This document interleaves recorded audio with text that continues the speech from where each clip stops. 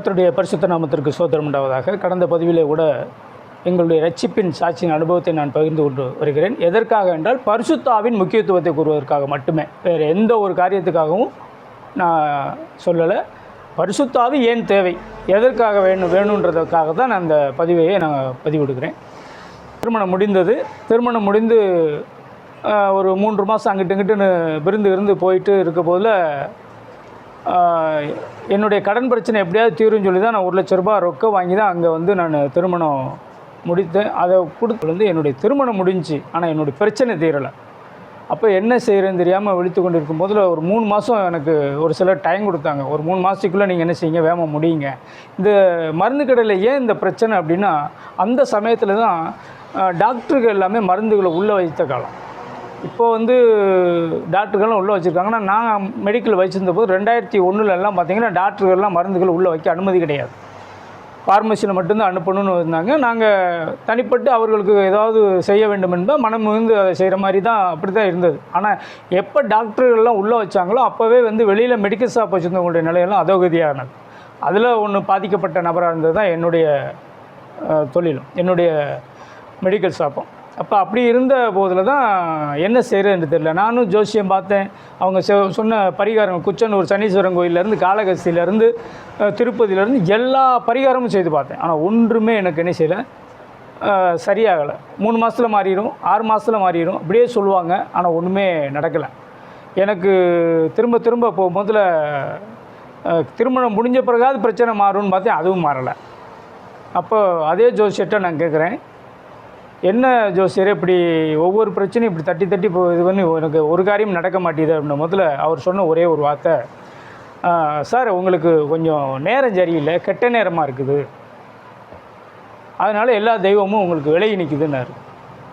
அப்போ தான் எனக்கு பட்டுது, எனக்கு நேரம் சரி இருக்காத போது எனக்கு துணையாக இருக்கிறது யார் இருக்கணும், நான் கும்பிடுகிற வணங்குகிற கடவுள்கள் இருக்கணும். எனக்கு ஏதாவது ப்ராப்ளம் தானே நம்ம கோயிலுக்கு போகிறோம். அப்போ நேரம் சரியில்லாத போது நமக்கு கூட தெய்வங்களுடைய துணை இல்லை, அது தள்ளி நிற்குதுன்னா அப்புறம் அந்த கடவுள் எனக்கு அதுக்கு அப்படின்னு எனக்கு ஒரு உள்ளுக்குள்ளே ஒரு எரிச்சல் உண்டாயிட்டு. இது என்ன இப்படி சொல்கிறீங்க அப்படின்னு. இல்லை சார் கொஞ்சம் அப்படி தான் இருக்கும், போக போக சரியாயிரும், கொஞ்சம் அமைதியாக இருங்கன்னாங்க. இது சரியான பதிலாக எனக்கு படலை. ஆனாலும் கோயிலுக்கு போகிறேன், ஒரு நாள் விடாமல் திங்கள்லேருந்து மறுநாள் திங்கள் வரைக்கும் எல்லா கோயிலுக்கும் வர்றேன். புத்து கோயிலேருந்து, துர்க்கம்மன் கோயிலேருந்து, அனுமான் கோயிலேருந்து, சனி பகவான் கோயிலேருந்து எல்லாத்துக்கும் போயிட்டு வரேன். ஆனாலும் ஒரு பிரச்சனையும் தெரியல. எனக்கு என்ன செய்கிறேன்னு தெரில. அப்படியே நொந்து நூலாக போய் என்னுடைய வீட்டுக்குள்ளேயே மச்சிரூம்னு சொல்லி அதில் உள்ளதில் நான் போட்டாலாம் வச்சு, சிலையெல்லாம் வச்சு அதில் வந்து வழிபட்டு கொண்டு இருப்பேன். குங்கும பொட்டு இல்லாமல் நான் வெளியில் வரமாட்டேன். அவ்வளோ தூரம் பக்தியாக இருந்து இரவு முழுவதும் அங்கேயே இருந்து அழுவேன். என்னுடைய கடன் பிரச்சனை போகணும், எனக்கு எல்லா இதுவும் மாறணும்னு சொல்லுவேன். இதெல்லாம் இந்த துக்கத்தெல்லாம், இந்த பிரச்சனையெல்லாம் மாறணுன்றதுக்காக தான் எனக்கு இந்த ஸ்மோக் பண்ணுற பழக்கம், தண்ணி அடிக்கிற பழக்கம், எனி டைம் தூக்கம் வரலன்றதுக்காக தியேட்டரில் போய் கிடக்கிற பழக்கம், ஃப்ரெண்ட்ஸுகளை கூடயா இருக்கும் போதுலையாவது அதில் சந்தோஷமாக இருக்குன்னு சொல்லி அப்படியே போய்கிட்டு இருந்தேன். ஆனால் அதே இது எனக்கு அது ஒரு வளம் மாதிரி ஆயிடுச்சு. இதுக்குள்ளேருந்து என்னால் வெளியே வர முடியலேன்ற அந்த ஒரு பயமும் ஆயிடுச்சு. இதுக்கு அடிமையாயிட்டமே அப்படின்னு சொல்லி. ஏன்னா ஒரு சின்ன படம் பார்க்கணுன்னா கூட நான் விருதுநகர்லேருந்து மதுரைக்கு பஸ் ஏறி போயிட்டு அங்கே படம் முடிச்சுட்டு திரும்ப விடிய காலம் 4 மணி 5 மணிக்கு வீட்டுக்கு போய் படுத்துட்டு எழுந்துட்டு வருவோம். மறுநாள் 9 மணிக்கு கடை திறக்க போவோம். இப்படி தான் என்னுடைய வாழ்க்கை நடந்துருக்கு. இந்த சமயத்தில் ஏசுனா பிடிக்காது, ஏசு கிறிஸ்துனா அடித்து துரத்துனேன். அது ஒரு வெளிநாட்டு தெய்வம் சொல்லியிருந்த அந்த சமயத்தில் ஒரு 3 மாதம் இருக்கும் போதில் நானும் என்னுடைய மனைவியும் கடையில் உட்காந்துருக்கும் போதில் ஒரு கடங்காரன் வந்து கண்ட மணிக்கு திட்டிகிட்டு போயிட்டான். ஒன்று துட்டை எடுத்து வைங்க, இல்லைன்னா கடையை எடுத்து மூடுங்க, நானே மூடிடுவேன், உங்கள் வீடை இது பண்ணிடுவேன், அப்படி இப்படின்னு சொல்லி ஏதாவது ஒரு வழியை பண்ண பாருங்கன்னு வாயில் வந்த கெட்ட தூசண வார்த்தையில் பேசிட்டு போயிட்டாங்க. அதில் எனக்கு ஒரு மனைவிக்கு முன்னாடி நம்மளை ஒருத்தர் அவமானப்படுத்திட்டானே அப்படின்னு சொல்லி எனக்கு ஒரு டென்ஷன் ஆயிடுச்சு. அப்போது என்னடா அப்படி ஆயிடுச்சு அப்படின்னு சொல்லிட்டு ஒரு என்னுடைய மைண்ட் வந்து தற்கொலை எண்ணத்துக்கு நேராக போயிட்டு, இதுக்கு மேலே நம்ம உயிரோடு இருக்கோம், அவ்வளோ அவமானப்பட்டுட்டு நம்ம உயிரோடு இருக்கணுமா? அப்போ நம்ம உயிரோடு இருக்கிற வரைக்கும் தானே இவங்க கேட்டுகிட்டே இருப்பாங்க. அப்போ நம்ம என்ன பண்ணிடலாம், இந்த பிரச்சனையிலேருந்து ரிலீஃப் ஆனோம்னா நம்ம டெத்துக்கு போயிடலாம் அப்படின்னு சொல்லி என்ன பண்ணிட்டேன், கடையில் இருக்கிற தூக்க மாத்திரைகள்லாம் எடுத்து கொண்டு போய் நான் வீட்டில் எடுத்து வச்சுருந்தேன். இந்த ஒரு 3 மாதம் 6 மாதம் அவங்க வந்து கடைக்கு வர போக இருக்கும் போதில் ஒவ்வொரு மாத்திரையோட யூஸ் இதெல்லாம் என்னுடைய வீட்டுக்காரமாக அதெல்லாம் தெரிஞ்சிருந்தாங்க. ஒரு நாள் வீட்டில் இந்த மருந்துகள்லாம் இருக்க பார்த்துட்டு இதை எதுக்கு எடுத்து வச்சுருக்கிறீங்க அப்படின்னு கேட்ட போதில் நான் பதில் சொல்லலை. இருந்தாலும் நடந்திருக்கிற சூழ்நிலையை அறிந்து அவங்க புரிஞ்சுக்கிட்டு, நான் நீங்கள் கூப்பிட்ட எல்லா கோயிலுக்கும் வந்தேன், எல்லா கோயில் குளமும் வந்தேன், நீங்கள் என்னெல்லாம் செய்ய சொன்னீங்களோ அதெல்லாம் செஞ்சேன், ஆனால் உங்கள் பிரச்சனை மாறலன்றீங்க, எங்கள் அப்பாக்கிட்ட சொல்லி நான் பணம் வாங்கி தர்றேன் அப்படின்னா, அதெல்லாம் வேண்டாம், நமக்கு கடவுள் நம்பிக்கையில் போவோம், உங்கள் ஒரேடியாக போட்டு உங்கள் வீட்டில் போய் நம்ம இது பண்ணிக்கிருக்க முடியாதுன்னு சொல்லி அவங்களால வேறு ஒன்றும் செய்ய முடியாத கண்டிஷனில் இருந்தது. இப்போ அப்படி இருக்கிற கண்டிஷனில் எனக்கு கடவுள் நம்பிக்கையில் தான் எனக்கு நான் விட்டுருந்தேன், வேறு வழியே கிடையாதுன்னு. அதுலேயும் பிரயோஜனம் இல்லைன்னும் போது எனக்கு தற்கொலை பண்ணுறதை தவிர வேறு வழியே இல்லைன்னு நான் தள்ளப்பட்டேன். அந்த சமயத்தில் தான் மனைவி என்ன செஞ்சாங்க, எல்லா கோயிலுக்கும் போனோம், போய் செவம் பண்ணுவோம்.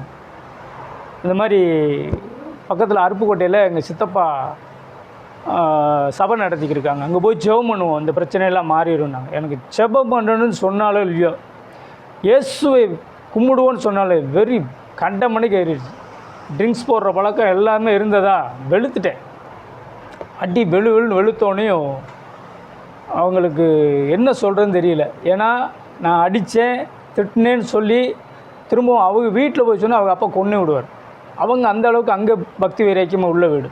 என்னுடைய திருமணத்திற்கு கிட்டத்தட்ட விருதுநகரில் உள்ள எல்லா பிராமணர்களும் வந்திருந்தாங்க. ஆனால் அதனுடைய போட்டாவை நான் முன்னாடி அதை பதிவிடுகிறேன். முகங்கள் மறைக்கப்பட்டு இருக்கும், நீங்கள் பார்த்துக்குங்க. கேரளாவில் இருந்தெல்லாம் அவங்க பிராமணர்கள் வச்சு அவங்க என்ன பண்ணியிருந்தாங்க, எல்லாமே திருமணம் முடிச்சிருந்தாங்க.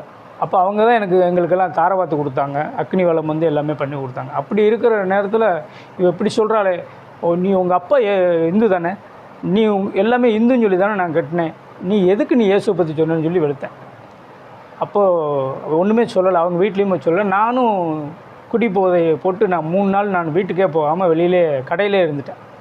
தியேட்டரில் கிடந்துட்டு கடையில் இருந்துட்டு இதுன்ட்டு 3 நாளைக்கு அப்புறம் வேறு வழி இல்லாமல் நம்ம சாப்பிட்றதுக்கு வீட்டுக்கு தானே போயாகணும்னு சொல்லி இந்த இடைப்பட்ட காலங்களில் நாங்கள் தனி கொடுத்தனமும் இருந்தோம். அதாவது அவங்க வீட்லேயும் இல்லாமல் எங்கள் வீட்டில் எங்கள் அம்மா அப்பாவுடைய அவர்களுடைய வீட்லேயும் இல்லாமல் தனி கொடுத்தனமாக ஒரு இடத்துல குடியிருந்தோம். அந்த வீட்டில் இருக்கும் போதில் தான் அந்த பிரச்சனை. அப்போது அப்படி இருக்கும் போதில் சரி போவோம், 3 நாளும் போய் பார்க்கல, ஒன்றும் செய்யலை, என்ன செஞ்சுருக்கான்னு தெரியலன்ட்டு வீட்டுக்கு போனேன். அதுக்கப்புறம் என்ன நடந்தது, என்ன காரியங்கள் நடந்ததை நான் அடுத்த பதிவில் விடுகிறேன். கர்த்தர் தாமே உங்களை ஆசீர்வதிப்பாராக. ஆமாம்.